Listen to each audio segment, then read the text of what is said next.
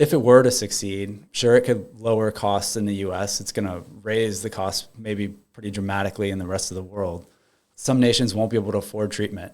So what are they going to do? They're probably going to turn to countries like Russia to ignore IP law. And they'll make the drugs themselves at a much cheaper cost. You kind of split the global market in two. That would be a bad thing. Welcome to Telltales. I'm Mike Nicoletti. Every week, along with my co-hosts Jason Wallace and Hunt Lawrence, we bring you the cash flow memo. Get it at telltales.us. For the next 30 minutes, we're going to dive deep into energy, technology, and healthcare. So download the memo now and get started. The following conversation is intended for informational purposes only. You should always do your own work to determine if an investment is suitable for you. Good. Let's get started. Once again, I'm going to try to do Exhibit C, B, and A in record time because we've got lots of other stuff to cover. On Exhibit C, I still haven't changed the volumes on 25. I do think that they will move around, including, I don't think there's going to be an increase in the U.S. this year. Oil did not go into the 50s. It held at 61, 62, but I do think U.S. production will be down this year. How much Saudi Arabia comes up, I have them going from 9 to 9.5 based on the April-May numbers. That looks about right. It's why they say they're increasing production based on plots. It's actually not happening. But one of these weeks, we will rework these numbers. The problem is that you do have 3.5 million barrels of surplus capacity. And the Trump administration, which wants $2 gasoline or $1.98 gasoline, and $1.98 gasoline kind of translates into a oil price of $50 or so. And you have the Trump administration traveling out in Saudi Arabia and Dubai and Qatar. So demand is flat in China. Interestingly enough, it's kind of flat in the rest of Asia. It's always flat in the US and Europe and Japan. So we're really dependent on squeezing out that extra demand every year on the rest of the world. On Exhibit B, these are prices last Thursday.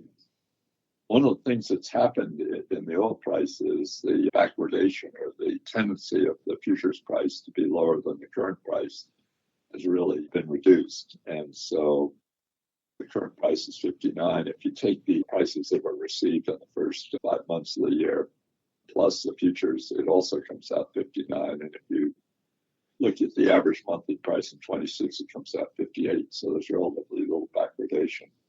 Natural gas is very, very strong. You can see it, the 25 and 26 price snap back to over $4. And it's starting to get very hot in Texas. According to Platts, gas for power burn is up like a couple Bs a day. There's some parts of Texas where it's 104 in the middle of the day. So that really hot weather really makes a difference. And LNG is doing very well. LNG was flat in 23 and 24, and it's running 16 now, and presumably will average more than that for the year. So as long as that dry gas production doesn't get too much more than 106, which is about what it's running now, I think that $4 price for 25 and 26 may be something that we can realize. Exhibit A, the effort to reduce spending is disappointing. Adding more, $100 billion more to the defense budget, that is a step in the wrong direction.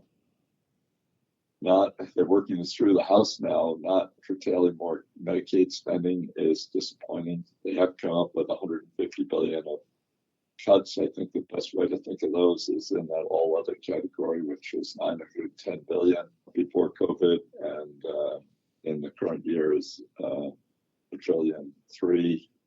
I mean, that helps, but I don't see how with a $2 trillion deficit, the Trump administration and Congress can get away with not having $500 billion of spending. I'm going to pause there. Generally, when I ask Mike and Jason for comments, Jason chimes in and says, Hunt is not talking enough at $500 billion reduction. But anything else this afternoon, Jason? No, you said it. And then Jason might generally say there is some money to save in the Medicare and Medicaid budget. And now you have President Trump on your side in complaining about why drug prices are so much higher in this country than they are in Europe. When I heard that, and I thought, oh my goodness, does this mean all healthcare stocks, even ones with good prospects, are going to be lower as the year goes on? But so far, the one that seems that I've noticed most impacted is United Healthcare. And of course, Jason will be cheering from the sidelines as United Healthcare goes down because he believes probably half of their profit is really kind of unjustified. But rather than summarize, Jason, I'll just turn the mic over to Jason. Yeah, I think you're right. The executive order that was signed, I think it didn't affect a lot of the pharma companies because it doesn't have really much teeth to it. There's no punishment. It's just asking that they look for ways to hold the system overall accountable, that they can't charge more for drugs in the U.S. that they charge elsewhere in the world. So it's going to get fought in court. And last time, so Trump actually tried to do this his first term unsuccessfully, and it got rolled back when Biden took office. But what's going to come out of this is, if it were to succeed, we were thinking through the implications. Sure, it could lower costs in the U.S. It's going to raise the cost maybe pretty dramatically in the rest of the world. You'll see cases where some nations won't be able to afford treatment. And then that's just not an acceptable situation where you're not treating sick people within your nation. So what are they going to do? They're probably going to turn to countries like Russia for compounding pharmacies to ignore IP law. So they'll make the drugs themselves at a much cheaper cost. So that would be, you kind of split the market, the global market in two. That would be a bad thing. Some other ways we were kind of brainstorming, maybe you could get around this kind of thing, is do you sell off license away the rights to international organizations to sell the drugs themselves? Maybe that's a way around it, since there's no real law to analyze there. But the real problem, as Hunt said, is, in my opinion, the PBMs. You look at the earnings of a lot of these pharmaceutical companies, they'll talk about a gross to net ratio. And it's essentially a gross margin of what the retail price of the drug is that they're going to sell and what they actually realize. So not cost of goods or anything, but just what they get paid back from the PBMs. In a lot of cases, it's 50%, not uncommon. So there's a 100% markup at the PBM in that case. So when the president's talking that drugs are 6 to 8 times more expensive here than internationally, really the pharma companies are only realizing a 2 to 3 to maybe 4 times in sales. So it would go a long way if we had transparency into what was happening. The whole rebate system, everyone's held under NDA. They can't discuss it. They don't want to talk about it. If the less you know about how much your drug costs and the billing of it and how much is actually being paid for it, the less you can really select, optimize the healthcare that you're seeking for yourself. So their goal is to obfuscate it. They make more money that way. I think transparency is really the important thing here. So I would just keep in mind that the drug companies are not making the 8 times markup that's being quoted. Yeah, I think some of the pharma CEOs have been already starting to point the finger at the PBMs, and I think price transparency would go a long way to solving a lot of the problem. And one of the parts of the order was discussion around setting up a direct-to-consumer marketplace. So if you do have a prescription, you can buy that prescription from the manufacturer rather than this opaque pharmacy formulary PBM system that's set up in place now. And one of our companies is Harrow has done this already. They set this up last quarter, where they'll sell you their dry eye disease drug VEVI. They'll guarantee that you can pay $59 for it and get it if you have a prescription. And the interesting thing they said about that was they are making a higher margin, a slightly higher margin on that particular program than they are selling the drug into the PBM and then selling it at the pharmacy and then billing that to insurance. And the actual amount that they collect at that point, if they're just going direct to consumer, even though it's a much lower price, is slightly more than they get reimbursed. Because of all the rebates and all the other stuff that nobody really sees what's going on. Right. How do you avoid PBMs? I don't think you can.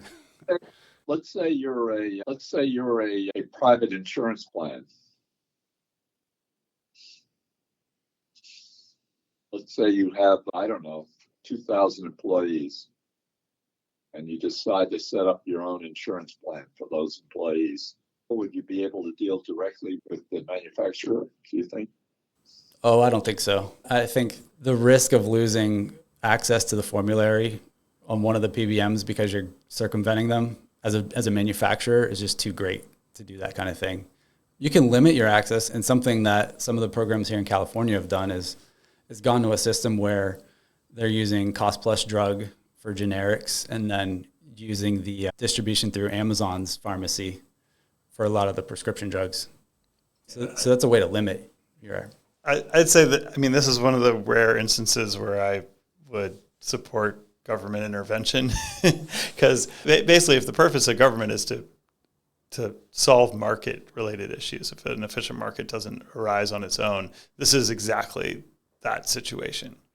Create some sort of a national registry list where everybody has to publish the price, and that is the way it works, and set up the infrastructure so that your prescriptions can make their ways to the right pharmacy. In fact, you'd probably do a better job of tracking unauthorized controlled substance abuse of opioids or whatever drugs, Ritalin, all that kind of stuff. You'd give better tools to the government for those purposes, and you'd provide a more efficient market, which would drive down costs. So it's one of those unique situations where the government might actually be better than the private market. Right. What about a disruptor? What about Amazon or Walmart? Walmart with all those in-store pharmacies, why can't they escape the PBMs? I think my view is you could build a business model around basically giving away the services of a PBM for free, but it would have to be a counter-positioning model that would enable you to attract a lot of profits somewhere else. So it's not clear that anybody's really figured out that. Or, I don't know, that like Mark Cuban's got his cost plus program. That's sort of an interesting approach, but as we've consolidated the number of pharmacies that are available in the country, and since most of the pharmacies own their own PBM, you just kind of have this weird situation where it's gotten out of hand. Yeah, I think if anyone's capable, Amazon's maybe best position. Walmart's in a good position, but Amazon has the access. They both have access to all the customers, and they're at a scale where they could negotiate deals with the big manufacturers. It'd be something we'd like to see. Introducing the top mark rankings. See who's leading the charge to LA 2028 and follow the journey of the top competitors. We're leveling the playing field for Olympic-class sailing. Whether you're a seasoned Olympian or a young laser sailor with big ambitions, this is your circuit. From North America's waters to the Olympic podium, it starts here. Join us, follow the action, and catch the next sailing superstar on their journey to the top. Top Mark Rankings, where Olympic dreams set sail, powered by Top Mark Capital. We get criticized sometimes for leaving healthcare to the end. Today we've done healthcare in the beginning. I think we have to swing to chips and software because the idea that sales to the Middle East are going to more than make up for sales to China seems to be built into the stock market gains. Do you think that's a realistic assessment of how it's going to go over the next 18, 24 months? The numbers they're talking about make it seem to be the case. We'll see if they actually spend those amounts, those hundreds of billions. I think globally, we're at the early stages of building out we're converting the cloud computing infrastructure from CPU to GPU. All the new software is going to take advantage of these AI tools. The AI tools run on GPUs or TPUs or whatever you want to call them. They're matrix math optimized, highly parallelized processors. They're not CPUs. So that transition is what we're talking about. And no one wants to be left behind. So, the Middle East needs to build out that data center, that modern data center infrastructure as well.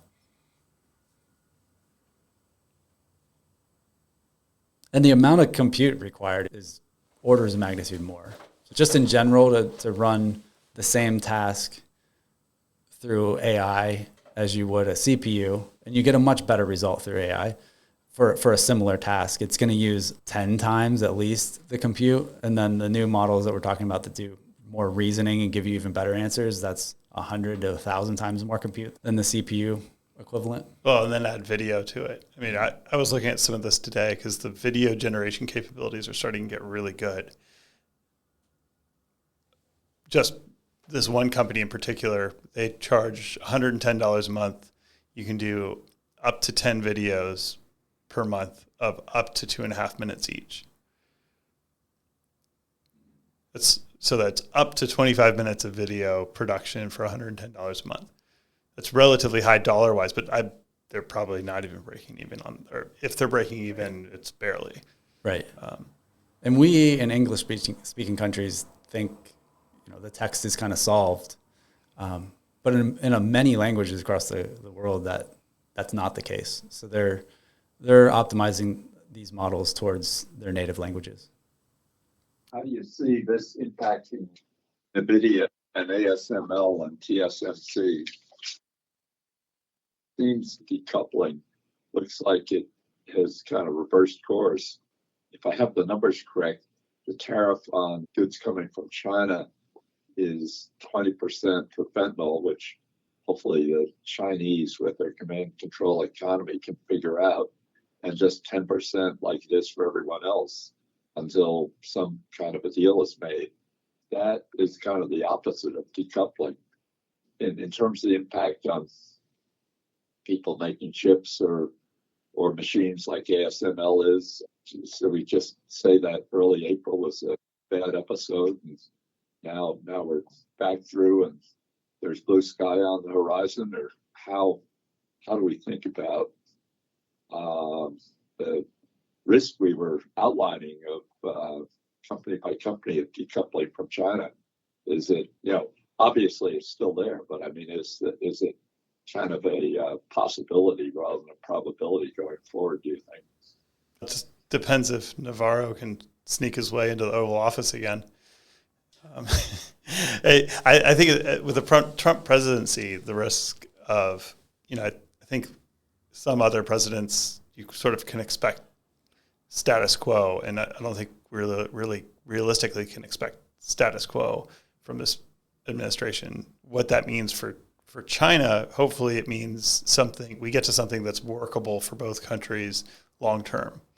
I don't know what that is. I don't necessarily think the solution that they've come up with, that, there's a lot of expectations on both sides that need to be met. So I'm hesitant to get overly excited about it.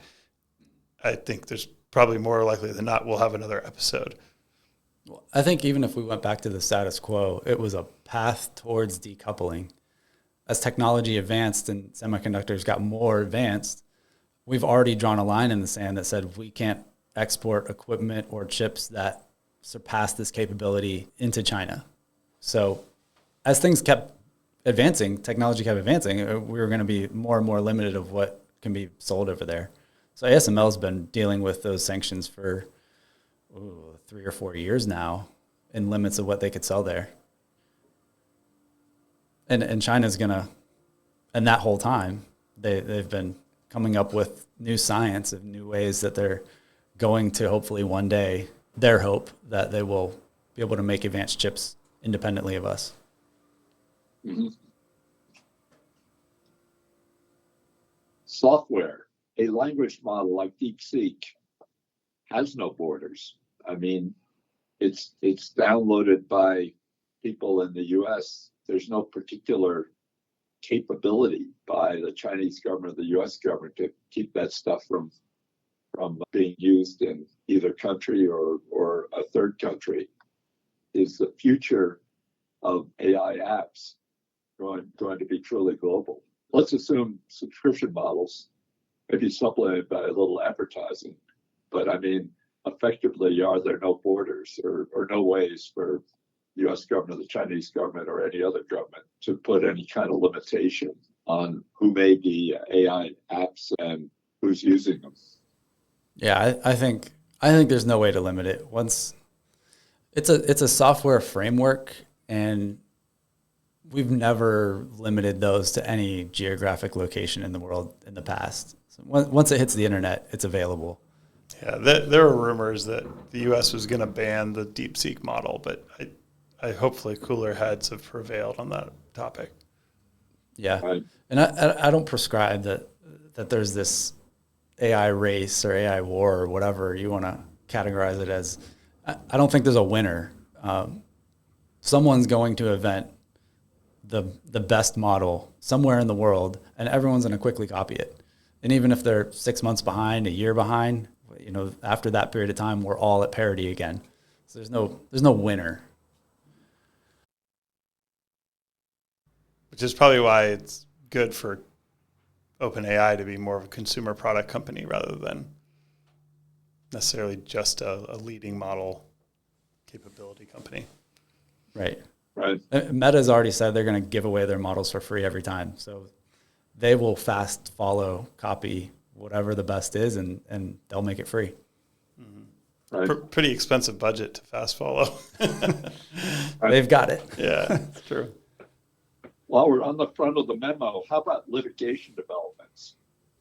Google seems to be the one that is most under attack, but Meta's there, and I think there's litigation on Apple.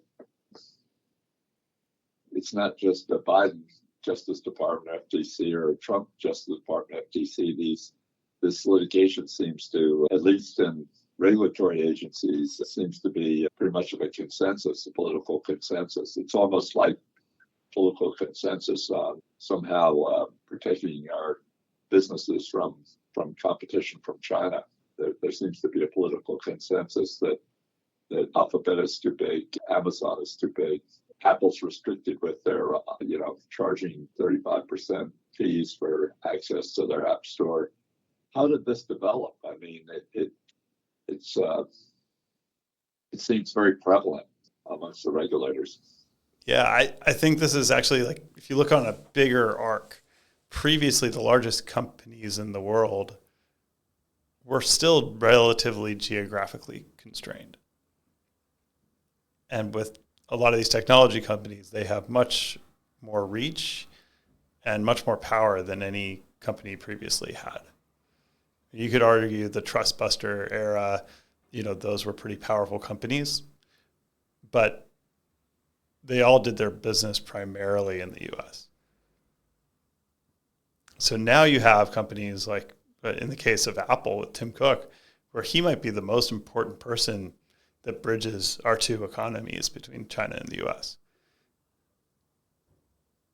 So as a government, regardless of what side you're on, you want to have some level of control over your constituents. We may like to use the word democracy and all that kind of stuff, but at the end of the day, the government wants to control what it deems as theirs.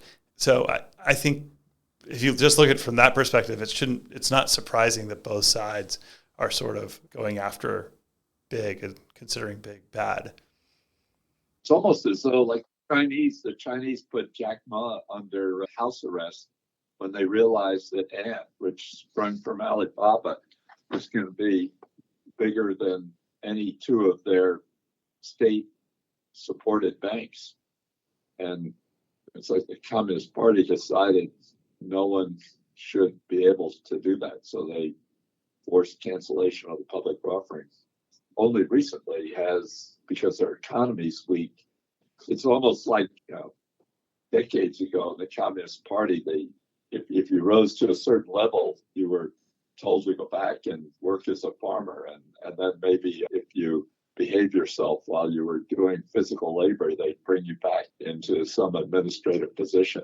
I don't know whether that, but I mean, you have a similar phenomenon here in the U.S., with the Justice Department and the FTC pursuing these big tech companies. Yeah, I think so. I mean, Jack Ma's only recently sort of come back to partially in view. So I don't think it's much different at all. I think that maybe the outlier in remedies is Google's case. I think there's no existential risk to any of the other companies, but the two remedies outlined for Google are pretty drastic. So they've been found guilty of leveraging their monopoly position in both search and advertising, internet advertising. So in one case, they're being asked to divest of Chrome, the browser.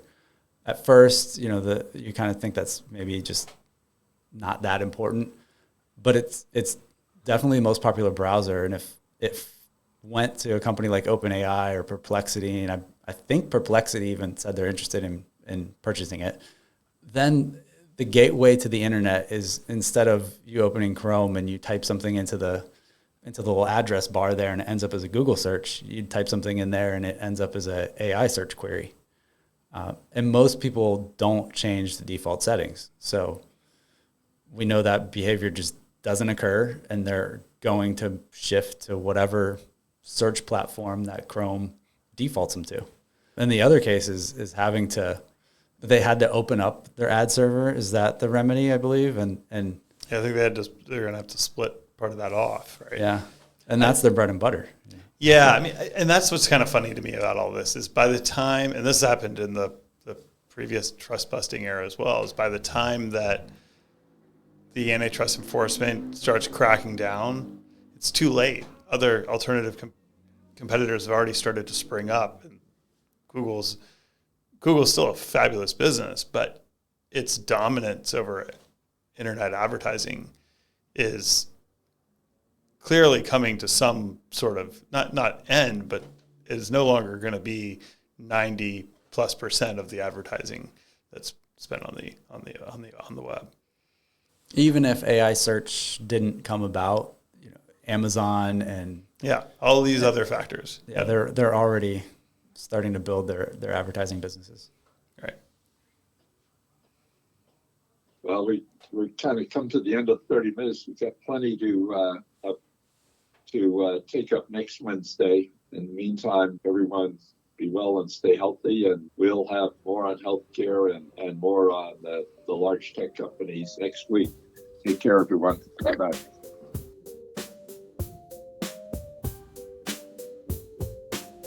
The views expressed on this podcast are the host alone and do not constitute an offer to sell or a recommendation to purchase or a solicitation of an offer to buy any security nor a recommendation for any investment product or service.